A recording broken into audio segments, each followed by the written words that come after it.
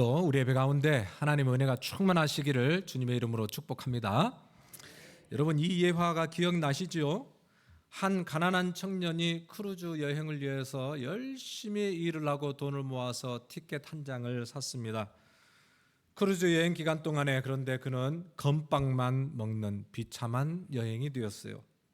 남들은 고급 레스토랑에서 24시간 제공되는 음식을 먹고 호화로운 파티를 즐기고 있는데 그들을 부럽게만 쳐다보며 한 주간을 지냈어요. 이 청년이 놓치고 있었던 것이 무엇입니까? 자기가 구매했던 그 티켓 안에는 한 주간 동안 모든 것을 먹고 마시고 즐길 수 있는 모든 비용이 포함되어 있다는 사실을 모르고 있었다는 거예요. 미련한 청년이죠. 당연히 누려야 될 자신의 혜택, 자신의 권리를 누리지 못했어요. 그런데요, 이와 똑같은 현상이 신앙생활에서도 나타난다는 거예요. 왜 예수를 믿고 섬기는 우리의 얼굴에 기쁨이 없을까요? 신앙생활이 왜 이렇게 지겹고 무기력하고 형식적인 그런 종교 생활로 전락했을까요? 그 이유는 복음을 누리지 못하고 있기 때문에 그렇습니다. 입술로는 예수님은 나의 생명, 나의 능력, 나의 소망 말은 하지만은 실제로 예수 그리스도께서 자신의 핏값을 주고 십자가에서 나에게 주신 그 엄청난 혜택들을 누리지 못하고 근근히 건빵만 먹고 살아가는 이 청년처럼 우리의 신앙생활 속에서도 기쁨도 없고 만족도 없는 그런 삶을 살아갈 때가 있다는 거예요. 그래서 작년에 제가 표어를 누리자 복음을이었어요. 한번 해봅니다. 누리자 복음을. 올 한 해는 제가 거기다 한 자를 더 붙였습니다. 그래서 더 누리자 복음을. 할렐루야. 예. 올 한 해는 작년 이어서 더 놀라운 은혜들이 우리 안에 있을 거예요. 저는 작년 동안에 여러분들의 삶을 보면서 많은 변화가 있다는 것을 저는 느꼈어요. 묶였던 것들이 풀어지고 어두움의 그늘이 걷히고 생명력이 넘치는 그런 삶을 사는 것을 제가 보았어요. 여러분뿐만 아니라 제가 고백했듯이 제 안에 있던 어떤 그런 근심들이 쫙 물러가고 자유함과 기쁨을 누리는 그런 삶을 사는 모습을 제가 목도하게 되었어요. 그래서 아예 이번에 뿌리를 뽑자. 그래서 올해도 우리가 이 표로 나아가게 됐습니다. 올 한 해 사랑하는 성도님들과 제가 복음을 더 누리고 완전히 누리는 그런 수준에 이르게 되기를 주님의 이름으로 축복합니다. 자, 먼저 사도행전 2장에 등장하는 초대교회 모습을 우리가 한번 보려고 합니다. 왜냐하면 초대교회는 주님께서 이 땅에 세우신 교회의 원형일 뿐 아니라 복음을 누린 첫 번째 교회였기 때문에 그렇습니다. 여러분, 사복음서와 이 사도행전은 모두가 다 복음이 기록되어 있고 복음을 따랐지만은 사도행전과 사복음서에 큰 구분점이 있습니다. 그것은 바로 누림이에요. 누림. 사복음서에서는 복음을 누리지 못했어요. 그런데 사도행전에 들어와서는 복음을 누리게 되었다는 거예요. 무슨 말인가 하니까 3년 공생애 동안 예수님을 따라다녔던 이 제자들이 예수님과 함께 먹고 마시고 배우고 기적을 보고 그랬지만 그 사역의 결론은 실패였어요. 왜요? 제자들은 복음을 누리지 못했기 때문에 그래요. 자, 그런데 자, 보세요. 주님이 그토록 십자가 복음을 알려주고 그 길을 따라오라고 했지만은 제자들이 복음을 누리지 못하니까 예수님이 붙잡히고 사형을 언도받고 또 십자가에 못 박히는 과정 속에서 주님을 다 배반하고 저주하고 뿔뿔이 다 흩어지고 말았잖아요. 그런데 놀랍게도 사도행전에 들어와서 제자들은 전혀 다른 모습을 우리에게 보여주고 있어요. 오히려 더 많은 핍박과 죽음의 그늘이 그들에게 엄습해 오고 있었지만은 가만 보니까 그들은 눈 하나 깜짝하지 않습니다. 감옥에 갇혀서도 감사해요. 매를 맞을수록 더 크게 찬양을 해요. 아니 십자가가 부끄러워서 두려워서 도망갔던 그 제자들이 동일한 인물이 맞나 싶을 정도의 이야기가 사도행전에 기록되어 있습니다. 여러분, 이들의 삶을 송두리째 바꾸어 놓았던 것이 무엇일까요? 그게 바로 복음이에요. 복음. 머리로 알았던 그 복음이 누려졌다는 거예요. 누려졌다. 복음이 누려지기 시작할 때 이들의 삶에 변화가 나타나기 시작했다는 거예요. 세상에 대한 두려움이 사라졌습니다. 어떠한 상황에서도 항상 기뻐하고 쉬지 않고 기도하고 범사에 감사하는, 세상이 감당치 못하는 그런 수준의 믿음의 소유자들로 변화되었다는 거예요. 이것이 여러분 복음을 누리는 성도들에게서 나타나는 자연스러운 현상입니다. 오늘 저는 저와 여러분들이 이 복음을 더 누리기를 소망합니다. 복음을 누림으로 모든 상황과 환경을 넉넉히 이겨내는 그런 은혜를 체험할 수 있기를 주님의 이름으로 축복합니다. 자, 그렇다면은 제자들이 어떻게 복음을 누리게 되었는가? 제자들이 복음을 누리게 된 계기가 뭘까요? 사복음서와 사도행전을 정확하게 나눠주는 하나의 큰 사건이 있습니다. 그것이 바로 성령 강림의 사건이에요. 오늘 우리가 읽었던 본문의 말씀인데 천천히 다 같이 함께 한 목소리로 읽어보겠습니다. 시작.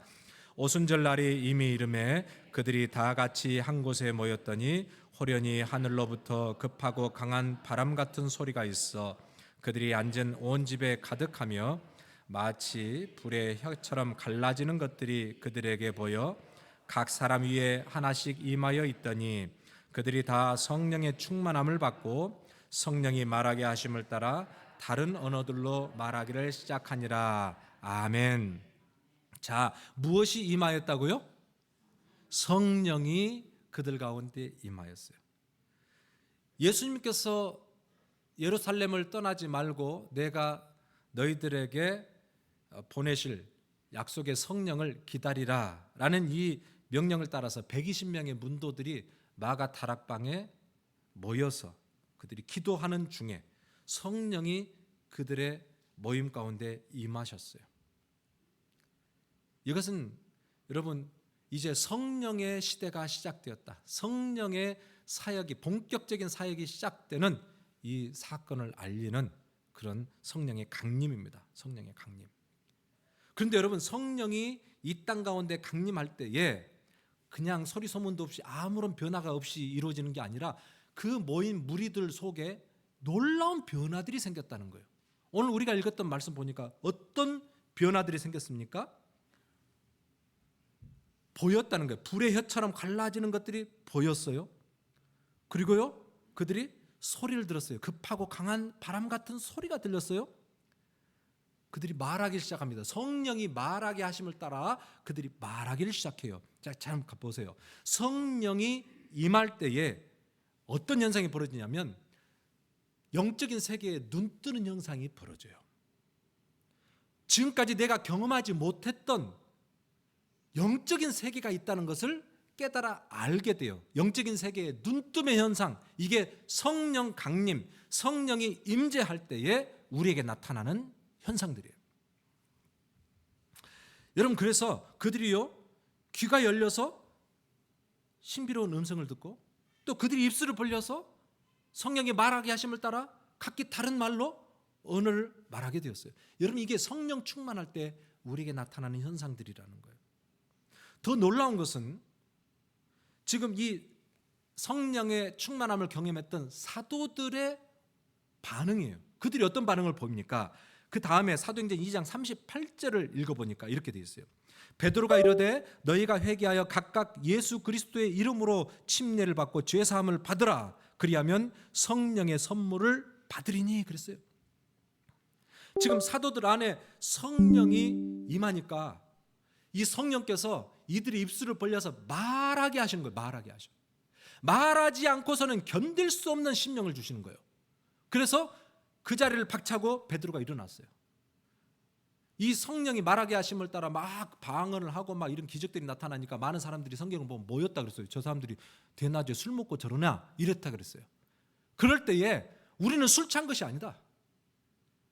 우리에게 임한 성령의 역사를 그가 설교를 해요. 그리고 오늘 우리가 말한, 내가 읽었던 사도행전 2장 38절에 뭐라고 했습니까? 너희가 회개하여 각각 예수 그리스도의 이름으로 침례를 받고 죄 사함을 받으라. 그리하면 성령의 선물을 받으리니 그랬어요.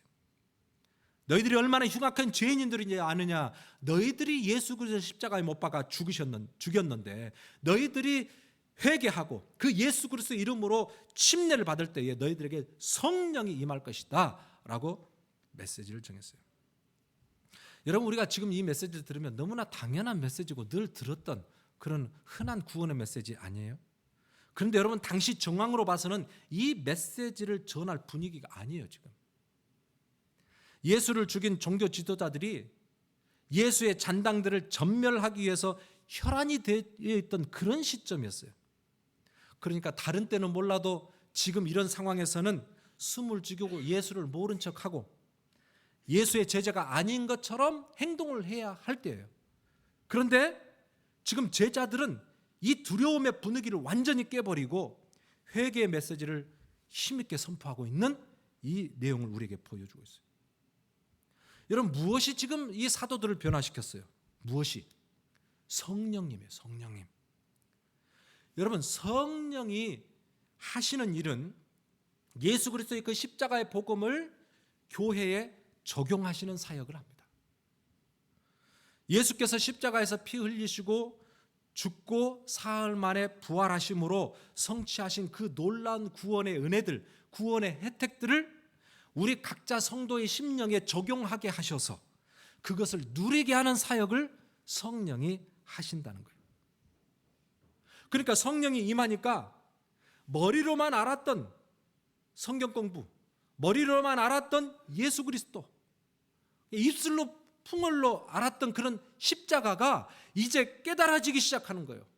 그리고 십자가의 그 은혜와 능력들이 누려지기 시작하는 거예요. 그러니까 어떻게 돼요? 우리 마음에 어두움의 그런 그늘들, 공포, 두려움, 이런 것들이 쫙 달아나기 시작하는 거예요. 세상을 호령할 만한 그런 담대함이 제자들에게 생겼어요. 여러분, 성령이 임하면 우리가 인간의 한계를 뛰어넘는 역사, 복음이 말이 아니라 능력이 되는 그런 은혜를 경험하게 되는 것입니다. 평생 제자 훈련을 하셨던 그런 목사님이 은퇴하시고 자주 하셨던 말씀이 나는 제자 훈련에 실패했습니다. 이런 이야기를 하셨어요. 많은 분들이 물었습니다. 목사님 왜 그렇게 생각하십니까? 그러니까 저는 성령의 능력을 의지하지 못했습니다. 성도들을 머리로 말씀을 배우고 머리로 가르쳐 놓으니까 그들이 과정을 다 마치고 졸업식은 했지만은 성령의 충만한 은혜를 경험하지 못하고 말씀을 머리로만 배워서 조그마한 문제 앞에서도 전적으로 하나님께 의탁하지 못하고 그 문제 앞에 벌벌 떨고 순종하지 못하는 그런 모습들을 보면서 가슴을 치고 회개했다는 거예요. 그러면서 그가 은퇴하고 마지막에 정말 성령의 은혜가 임하는 교회, 성령의 충만함이 없이는 아무리 제자 훈련해도 그것은 다 실패할 수밖에 없다고 그가 그렇게 고백을 했어요. 여러분, 비단 제자 훈련만을 지금 이야기하는 게 아니에요.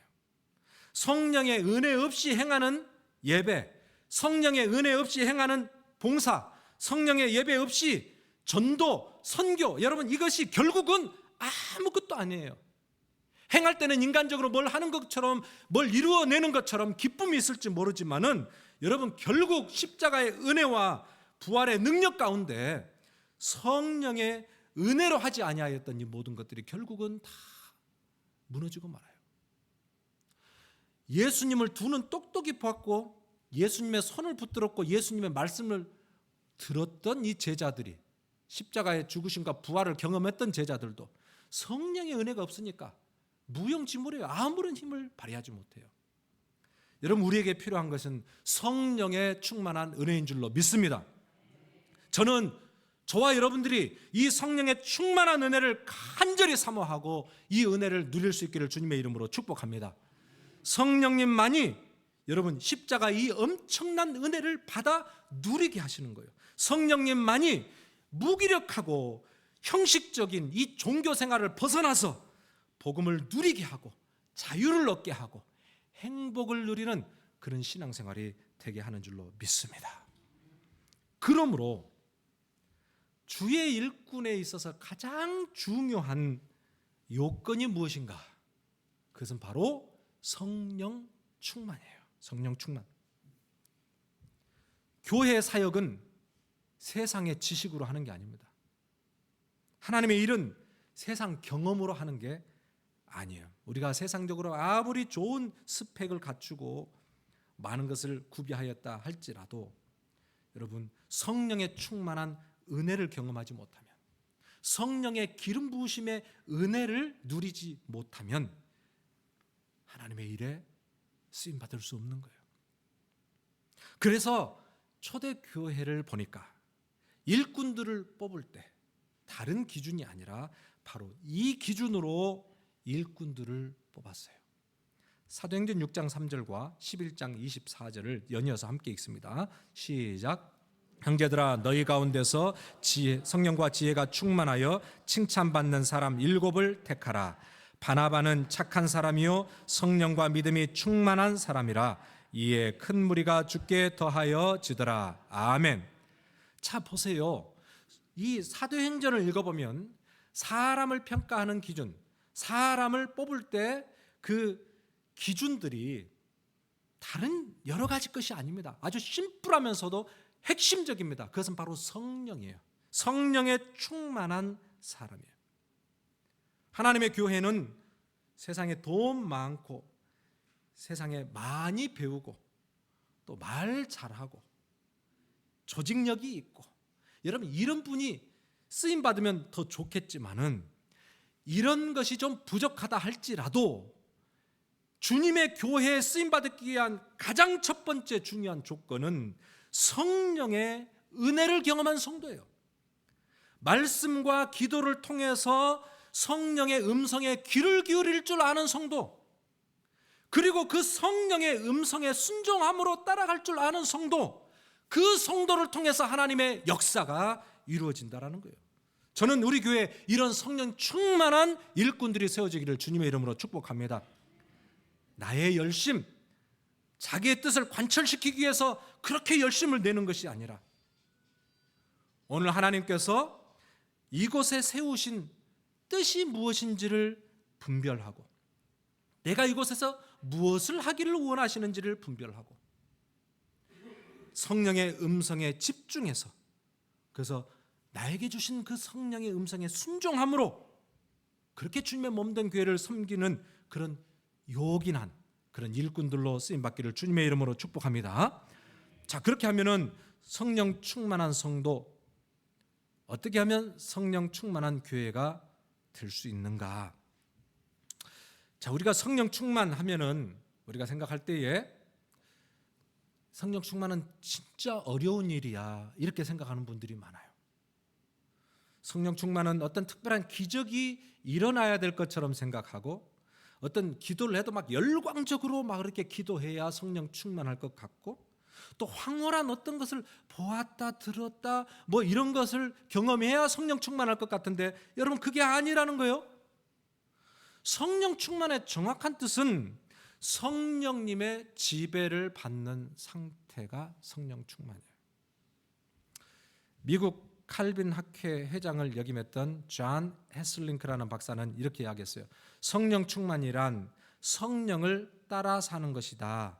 성령의 인도함을 받고 성령의 지배하심을 받는 것이 성령 충만이다 그랬어요. 성령의 지배하심을 받는 것, 한마디로 성령이 충만하다는 것은 성령님께 내 삶의 주도권을 내어드리는 것을 이야기를 해요. 따라서 합니다. 성령 충만은 성령님께 내 삶의 주도권을 내어드리는 것이다. 네. 여러분, 왜 내 삶의 주도권을 내어 드려야만 하느냐면은 내 삶에서는요, 두 가지 소욕이 있기 때문에 그래요. 내 속에서는요, 육신의 소욕도 있고 성령의 소욕이 있는데 이 두 가지 소욕이 항상 충돌을 하고 항상 싸우기 때문에 그래요. 갈라디아서 5장 17절 함께 읽습니다. 시작. 육체의 소욕은 성령을 거스르고 성령은 육체를 거스르나니 이 둘이 서로 대적하므로 너희가 원하는 것을 하지 못하게 하려 함이니라. 아멘. 자, 여러분, 이게 신앙생활의 매우 중요한 핵심입니다. 신앙생활은 열심히 한다고 되는 게 아니에요. 신앙생활은 누구를 따를 것이냐, 누구를 따를 것이냐. 그래서 영적인 전쟁입니다. 나의 욕망과 편견으로 가득 찬 내 육체의 소욕을 따를 것이냐, 아니면 내 안에서 끊임없이 나에게 말씀과 기도를 통해서 들려주시는 그 성령의 음성, 성령의 요구대로 따를 것이냐. 나에게 분명히 이 두 가지 음성이 있습니다. 예수 그리스도를 영접하고 하나님의 자녀가 된 성도라고 한다면, 성령이 우리 안에 내주하여 성령님과 동행하는 성도라고 한다면 분명히 성령의 음성이 있어요. 그러면 이 두 가지 음성 속에서 어떻게 성령의 음성을 분별하고 또 이 성령의 음성을 내가 순종하며 결단하며 따라갈 것인가예요. 여러분, 이게 신앙생활이고요, 이게 성령 충만을 누리는 비결이에요. 많은 분들이 예수를 믿는다고 하고 신앙생활을 하지만은 어떻게 사느냐, 무엇을 따라가느냐? 내 생각을 따라갑니다. 내 욕심을 따라갑니다. 그리고 내 혈기대로 살아갑니다. 왜요? 이게 더 편하게 보이기 때문에 그래요. 그리고 이것이 나에게 더 유익을 줄 것처럼 보이기 때문에 그래요, 여러분. 그런데 이 길을 계속 가면은 잘 되는 것이 아니에요. 잘 되는 게 아니라 성경에서 뭐라고 이야기하냐면 로마서에 보면은 육신의 생각은 사망이요, 성령의 생각은 생명과 평안이니라, 이렇게 이야기하고 있어요.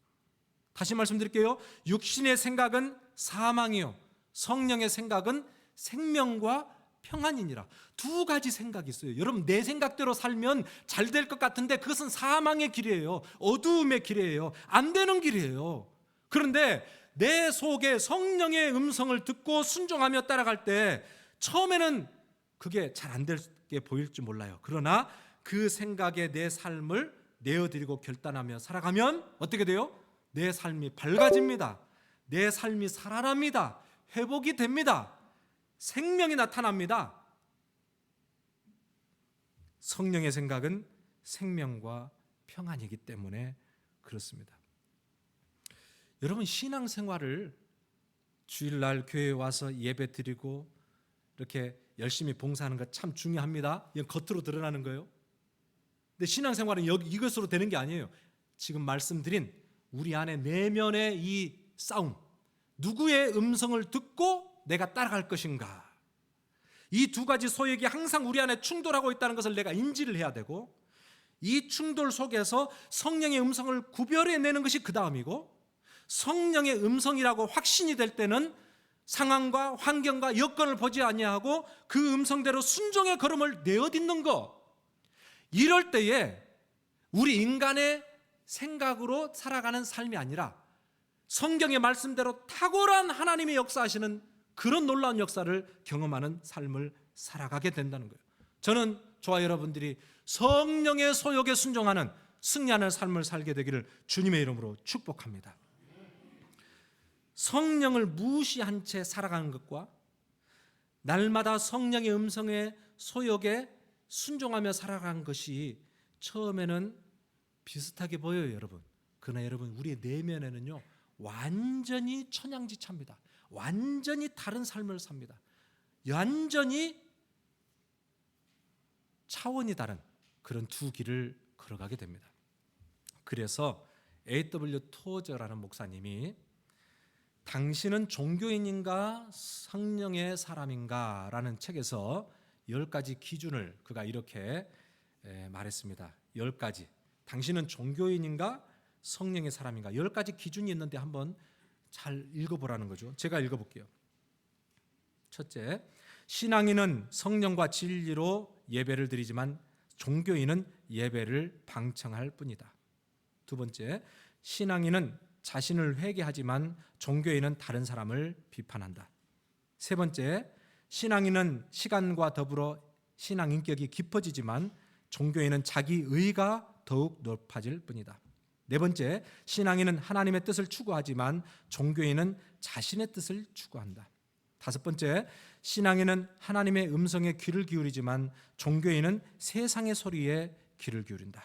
여섯 번째, 신앙인은 자신의 연약함을 자랑하지만 종교인은 자신의 강함을 자랑한다. 일곱 번째, 신앙인은 예수님이 없으면 행복할 수 없지만 종교인은 예수님이 없어도 행복할 수 있다. 여덟 번째, 신앙인은 하나님의 영광이 드러나지만 종교인은 자신의 영광이 드러난다. 아홉 번째, 성령 충만한 기름 부음이 있는 신앙인은 사람을 치유하지만 자기 의로 옷 입은 종교인은 사람을 정죄한다. 열 번째, 신앙인은 영적 설렘이 있지만 종교인은 영적 메마름이 있다.